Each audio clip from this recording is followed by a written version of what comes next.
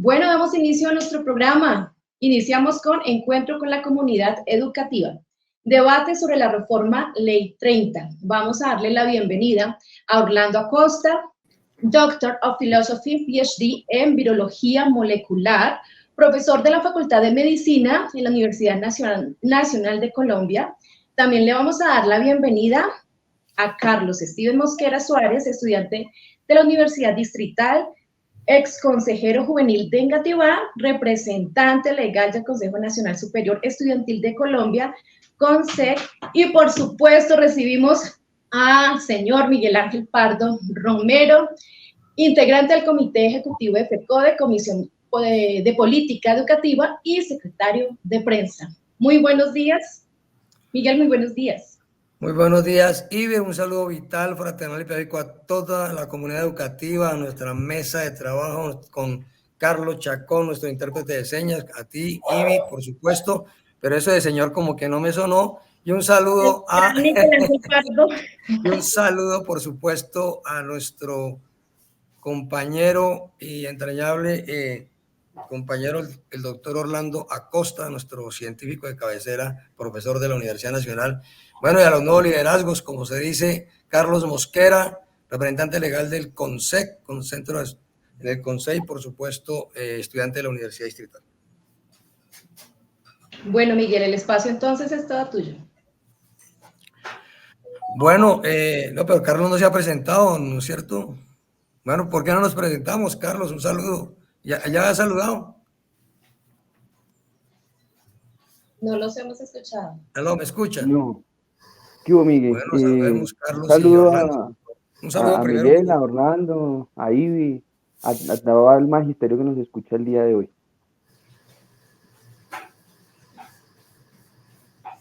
Doctor, muy buenos días. Orlando. Sí, buenos días. Bueno, Ivy, entonces, está ya por fin llegó el momento sobre el tema de la reforma a la educación superior, especialmente a la reforma a la Ley 30 de 1992, que nos fue impuesta en medio, pues, de una resistencia, aunque no tan fuerte en ese momento, por el movimiento universitario, tanto de estudiantes y profesores. Y entonces el Ministerio de Educación Nacional nos ha hecho llegar por unas invitaciones para ser parte de una mesa de concertación sobre la base de la propuesta que el gobierno va a presentar. Y pues he invitado a la Federación y a otros actores de la educación pública, a la Federación Colombiana de Educadores, por supuesto, a ASPO también, y a los órganos estudiantiles.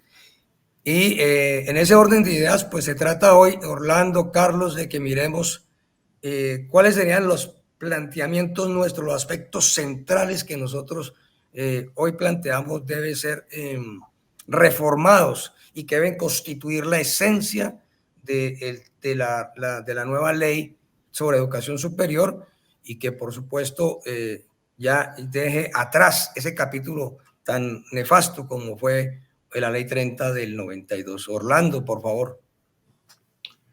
Sí, bueno, gracias por la invitación para compartir unos minutos aquí con relación a este tema tan importante como lo es la educación superior colombiana. Ha habido pues la iniciativa que se ha publicitado con relación a la reforma de la Ley 30 de 1992, y sobre ella se ha mencionado que puede ser una reforma centrada en el aspecto relativo a la financiación de las universidades públicas y también de las otras instituciones que hacen parte de la educación superior colombiana. Pero también hay la iniciativa de que esta reforma de la Ley 30 o una nueva también contenga unas reformas adicionales que se denominan reforma integral, es decir, prácticamente en todos sus componentes. Entonces, hay sobre el aspecto financiero, que es uno de los más cruciales, de mayor interés para las instituciones de educación superior y en particular las universidades. es que se pueda asegurar un presupuesto suficiente para las necesidades que tienen las universidades, para asegurar su calidad, para asegurar la equidad en el acceso y la pertinencia. Entonces, con relación a esa financiación, pues el artículo 86 de la Ley 30 actual, lo que señala esencialmente es que anualmente las universidades recibirán unos aportes para funcionamiento e inversión que tomarán como base el presupuesto del año inmediatamente anterior y lo incrementarán de manera constante, es decir, al menos en el IPC. Dicho de otra manera, el gobierno puede dar recursos adicionales como efectivamente lo ha hecho, particularmente desde 2018, con algunos puntos porcentuales adicionales en sentido real. Es decir, la Ley 30 actual, en su artículo 86, no se opone a que haya asignaciones adicionales superiores al simple ajuste por el índice de precio al consumidor. Por otra parte, el artículo 87 de la ley actual contempla que el gobierno hará aportes adicionales del orden del 30% del porcentaje del crecimiento del Producto Interno Bruto real, es decir, un recurso adicional. Y entonces la versión reformatoria presentada por el actual gobierno esencialmente no cambió la manera de asignar este recurso financiero en el sentido de que pues simplemente cambió, que es justo que lo haga, el incremento no con base en el IPC, sino el índice de costos de la educación superior, que ciertamente es más específico, haciendo la salvedad de que si este índice, como en efecto lo fue durante la pandemia, inferior al IPC, pues se utilizaría en ese caso el IPC. Sí, para pues asegurar que el presupuesto no decreciera. Entonces, esa iniciativa reformatoria del gobierno pues no fue bien recibida porque realmente en el fondo era esencialmente lo mismo, porque simplemente cambiaba el índice de precios al consumidor por el índice de costos de la educación superior, pero no aseguraba recursos adicionales de manera cierta, simplemente porque señalaba que podría, sí, efectivamente haber recursos adicionales para garantizar el acceso, la permanencia y la graduación, pero supeditados a disponibilidad presupuestal. Con esa expresión, pues hay una cantidad de, digamos así, de aprobaciones del Congreso para varios propósitos y en la práctica no sean efectivas debido a esa condición, ¿no?, de la disponibilidad presupuestal, que generalmente no la hay. Entonces, ya en febrero de este año, el viceministro de Educación Superior anunció que el gobierno nacional reiniciaría el proceso para construir la ley de educación superior. Entonces, que ya no sería la simple reforma de la ley 30, sino una ley de educación superior nueva. Y que con este fin se creará la gran mesa de concertación nacional para construir dicha ley, recogiendo desde luego todo lo que se ha trabajado previamente para tratar de generar un consenso. Entonces, aquí es donde, si lo vemos en la parte financiera, esencialmente, el tema pues reformatorio o de la ley nueva, entonces hay algunas propuestas, digamos así, fórmulas, y fórmulas en el sentido matemático, para tratar de que las universidades tengan una financiación que sea adecuada para sus necesidades. Actualmente, las 34 universidades públicas totalizan un déficit de funcionamiento y de inversión, es decir, un déficit total de más de 18 billones de pesos. Entonces se ha propuesto una fórmula que tiene varios, en términos matemáticos, pues términos y también factores, que incluyen, en primer lugar, tomar como base el presupuesto inmediatamente anterior, incrementarlo con base en el IPC y añadirle otros términos y unos factores de tal manera que se asegure el recurso para el funcionamiento, es decir, para pago de personal docente, administrativo, bienestar, también los cargos nuevos y la cobertura, cuánto valdría cada estudiante nuevo que se admita, y también un concepto adicional que es el cierre de la brecha con el desfinanciamiento, es decir, que a través del tiempo se vaya atenuando esos déficits que tienen muchas universidades, ¿no? Entonces, ¿qué pasa? Que visto de esta manera es prácticamente una cuenta de cobro.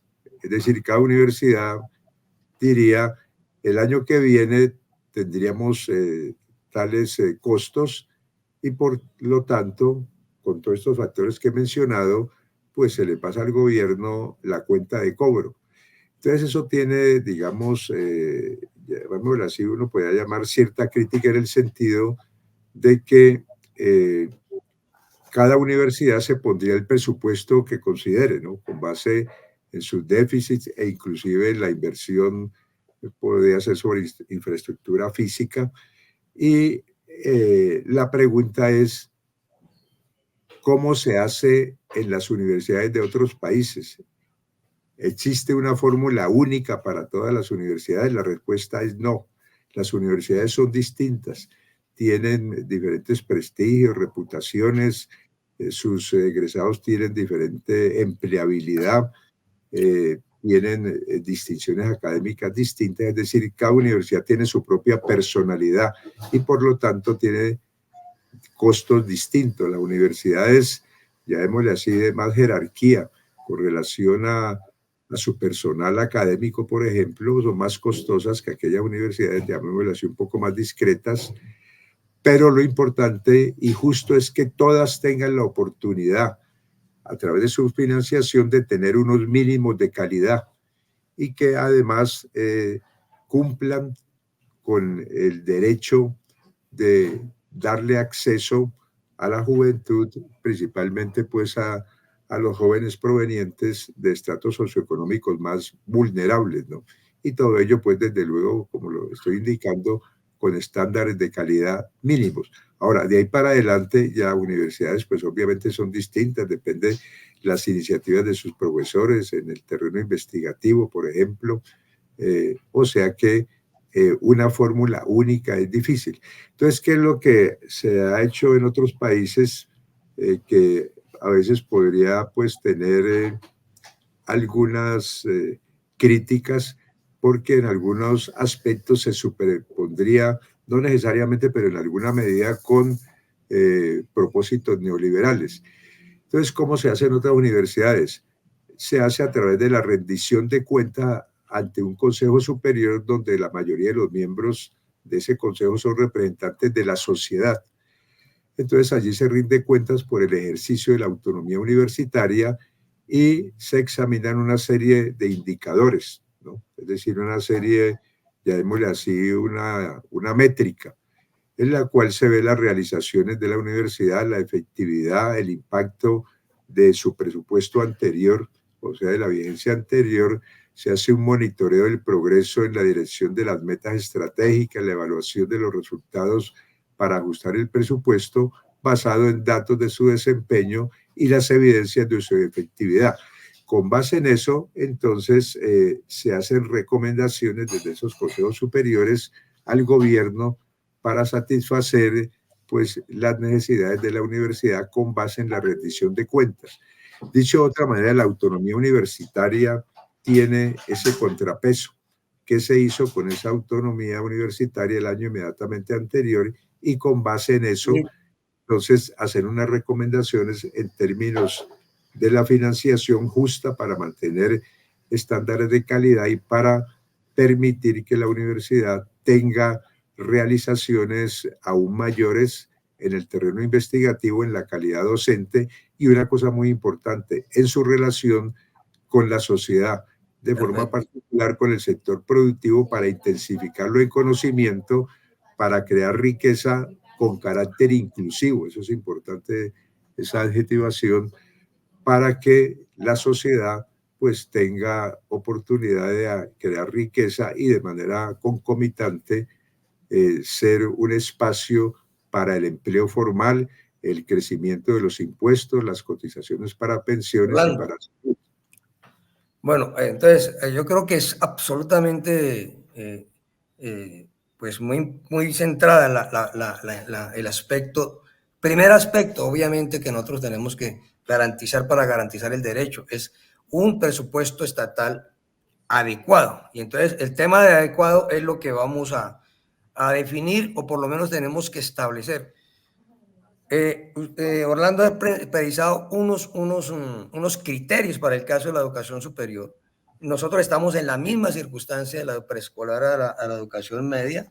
Se trata de que en los últimos desde el 2002 al 2023, nos han dejado de girar 315 billones de pesos solo de educación. Y entonces necesitamos restablecerlo y tenemos una propuesta que sea 15 años a 10 años sobre la base de definir una canasta per cápita educativa y por supuesto de mirar cuáles son las desigualdades que se tienen que cerrar, como unas 6 hemos identificado. En este caso, Orlando ha planteado unas posibilidades que son propias, digamos, de cómo crecería a nivel anual el presupuesto, y otras que tendrían que ver pues con las características de las universidades, y también el tema pues de resarcir la deuda que viene acumulada. Creo que son como 3 aspectos claves. Pero hay 2 cosas que se derivan, y dejo la pregunta y paso a Carlos y después volvemos a tomar las respuestas. Hay 2 asuntos que se derivan y que ha planteado Orlando del tema. Uno, el tema del papel de los órganos de dirección de la universidad.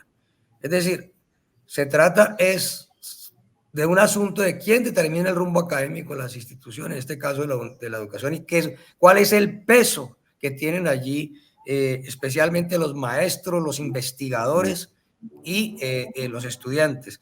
Porque si ello va a tener efecto en una propuesta que ha señalado con un componente que ha señalado, que es el tema de señalar las características y los rendimientos de los informes de gestión de las universidades, pues eso tendrá que ver también con quién determina el rumbo y cuál es la composición de los órganos de dirección.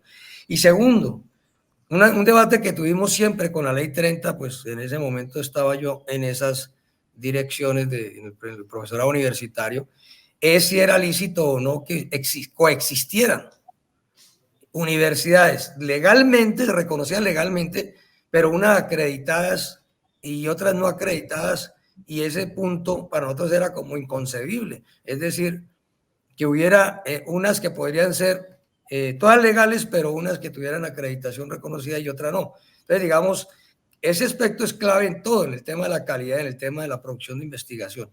Entonces, creo que hay un elemento clave, esos 2 elementos de democracia y el tema de acreditación por lo pronto. Mientras le damos la entrada a Carlos Mosquera, ¿sí? Pues para que centre ya, pues el maestro Orlando, el doctor Orlando ha hablado del tema de la financiación. ¿Qué otros aspectos, Carlos, tendríamos en cuenta desde el movimiento estudiantil como propuesta de reforma a la educación superior? Bueno, Miguel, digamos, la principal bandera de lucha del movimiento estudiantil, históricamente, en efecto, como lo mencionó Orlando, pues ha sido el tema del presupuesto. Sin embargo, y ahora más que nunca con la coyuntura que vive en estos momentos la Universidad Nacional, la Universidad de Antioquia y bueno, otras universidades del país, en términos de quiénes son las personas que definen el máximo órgano de ejecución de los recursos, de seguimiento a los temas más importantes de las universidades, que es en términos concretos el rector o la rectora de las instituciones de educación superior. En la medida en que se ha vuelto costumbre, y eso es una lucha histórica que viene desde el 71, que viene desde finales del siglo XX, allá en Argentina, con el Cordobazo, y es verdaderamente cuál es la capacidad o la incidencia, el rol de los órganos de los estamentos vivos de la universidad, los estudiantes, los docentes, inclusive también, por supuesto, los trabajadores en la definición de esos criterios de desarrollo de la universidad que pasan por evaluar, que pasan por dar también una línea clara con relación a esas tres funciones misionales de las universidades, lo que es la docencia, la extensión y la investigación. ¿Cuál tiene que ser el papel que siga cada universidad pública para alcanzar esos tres fundamentos misionales y que verdaderamente lo que se investigue,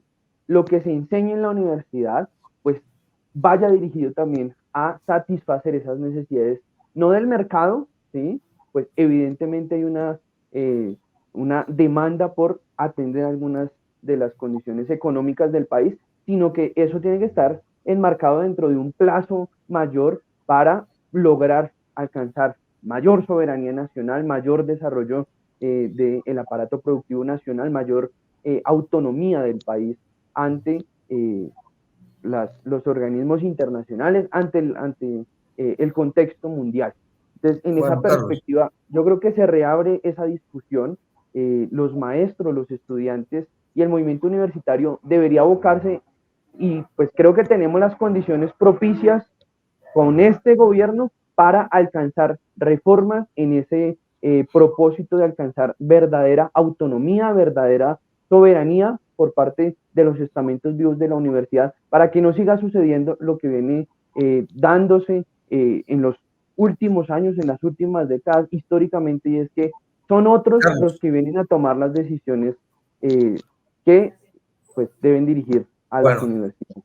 Aquí el gobierno popular está asumiendo un mandato de la movilización social y en este caso del movimiento universitario, de plantearse una reforma a la educación. Entonces está la ley estatutaria que hay que ponerla en coherencia al proyecto de ley estatutaria. Hemos dicho la reforma del sistema de participaciones, hace parte el tema de la reconquista del estatuto, y en la educación superior es absolutamente clave, y me parece que estamos de acuerdo en que sea no un asunto para resarcir algunas cosas de la ley 30, sino en general una nueva propuesta. Eso va a necesitar movilización porque tenemos un congreso adverso.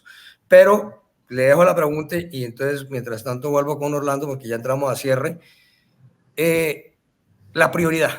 Pues aquí tenemos identificado ya dos aspectos. No, la financiación estatal adecuada, porque financiación estatal hay, pero no adecuada.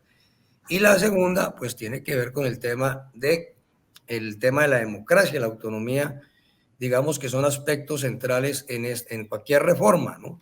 Entonces, para que miremos las prioridades y podamos hacer un cierre de 1 minuto sobre el particular, doctor Orlando, volvemos al asunto. Entonces tenemos el tema del gobierno escolar, el tema de la acreditación y el tema de la producción de ciencia básica, que es parte de los asuntos de las universidades. Bueno, con relación a la democracia hay que hacer unas precisiones. No se puede ver la democracia en la universidad solamente con relación a la elección o de designación de sus autoridades, sino hay que verla de manera más amplia. La democracia en la universidad no es la misma democracia del ámbito nacional, de la política nacional, pero se inspira en ella. Tiene una limitación, que es el mérito, o sea que la democracia en la universidad tiene como límite el mérito. ¿Qué significa eso? Que el estamento más meritorio es el estamento profesoral. También está el estamento estudiantil y está el estamento de los empleados administrativos. Es decir, que si fuera una democracia plena, los estudiantes tendrían derecho de elegir y ser elegidos sin ningún requerimiento académico. Es decir, cualquier estudiante podría postularse a la rectoría o a la decanatura y obviamente ganaría porque los estudiantes son mayoría en todas las universidades. Entonces tiene ese límite. Por otra parte, el Estado colombiano suscribió en la UNESCO en 1997 unas recomendaciones que indican que como parte de los derechos humanos mismos, los profesores tienen derecho a elegir una mayoría de representantes en los órganos académicos colegiados, de forma particular en el Consejo Académico, de tal manera que el Consejo Académico sería el órgano legislativo donde se expiden las normas, y el rector con los decanos y vicerrectores es el que representa el poder ejecutivo. En nuestro caso, esos consejos académicos tienen mayoría profesoral, en particular pues el de la Universidad Nacional de Colombia, tiene mayoría de los directivos, es decir, del poder ejecutivo, o sea que los mismos que legislan son los mismos que ejecutan como en una dictadura. Y en el régimen disciplinario también está la rectoría, o sea que en los tres poderes participa el poder ejecutivo. Entonces, uno de los aspectos que se ha reclamado es que se le debe dar cumplimiento a esas recomendaciones para que los profesores en el consejo académico sean los que determinen cuáles son las académicas y académico-administrativas. Los consejos superiores, típicamente en los países desarrollados y en algunos de países no tan desarrollados, tienen una mayoría de miembros de la sociedad. Entonces eso suena extraño, pero la verdad es que es así porque esos consejos superiores no interfieren en el ejercicio de la autonomía de la universidad, sino son espacios donde la universidad rinde cuentas por el ejercicio de su autonomía. Entonces es un modelo, una tradición diferente a la que tenemos nosotros, que son, en el caso nuestro, es una gobernanza, así se denomina, burocrático-dictatorial, ¿no? En el sentido, como lo he enfatizado, que los mismos son los que ejercen los tres poderes, excluyendo al profesorado y también la incidencia que deben tener los estudiantes, asisten en minoría, tienen el derecho a participar. Orlando. Sí. Bueno, creo que eso ha sido, mejor dicho, supremamente clave. Hemos mirado hoy dos grandes componentes que debemos abordar en la reforma. Obviamente el de la financiación y obviamente quién determina el rumbo académico de la institución, y eso tiene que ver con la estructura organizativa y los órganos de dirección de las universidades. Le pido a Carlos en un minuto cerrar sobre el tema que quedó pendiente y con un compromiso, pues que continuamos, porque aquí sale el tema de la discusión de la acreditación, del papel de la producción, no solamente la apropiación de conocimientos, sino la producción de ciencia básica que tienen las universidades, su relación con el Ministerio de Ciencia y Tecnología, la relación con la educación preescolar y media. Es decir, hay muchos aspectos que quedan hoy planteados. Carlos. No, para cerrar, yo creo que se condensa en los dos temas de discusión el énfasis que debe tener el movimiento universitario, el alcanzar mayor autonomía, mayor democracia al interior de las universidades, sobre también teniendo en cuenta lo que menciona Orlando, y particularmente el déficit histórico que tienen las universidades, el Estado con las universidades de educación superior públicas del país, estatales, y pues digamos, el llamado es a seguir construyendo, aprovechar que tenemos un gobierno con voluntad política para gestar este tipo de transformaciones, pero el movimiento estudiantil estará en la responsabilidad también, el movimiento magisterial de docentes, de los universitarios, en la responsabilidad de presionar, de vincularse a este proceso de concertación que ha propuesto el Ministerio de Educación para alcanzar que, en efecto, estas propuestas que se vienen gestando, que se vienen organizando desde el movimiento universitario históricamente, pues tengan en este momento un buen curso en la legislación, que se establezcan ese tipo de modificaciones muy necesarias en el contexto universitario. Bueno, Carlos, maestro Orlando, quedamos para una segunda parte, evidentemente, y otra tercera, porque viene ya el gobierno ha convocado a la mesa de concertación, vamos a estar allí, en el caso de la Federación Colombiana de Trabajo y Trabajo de la Educación, FECODE va a estar allí, por supuesto, organizaciones de maestros, de trabajadores y estudiantes de la educación superior, y esto implicará que Encuentros Pedagógicos contribuya pues a ese papel de aportes y de orientación sobre el particular. Un abrazo y mucha movilización social, porque el gobierno, el Congreso es adverso, y esto es con movilización social lo que acordemos finalmente, que quede como el proyecto que se radique al Congreso de la República. Orlando, siempre muchas gracias. El magisterio está en deuda con ustedes, sobre todo en las orientaciones que en el momento de confinamiento. Carlos, muchas gracias. E Ivy, aquí entrego la posta de esta moderación.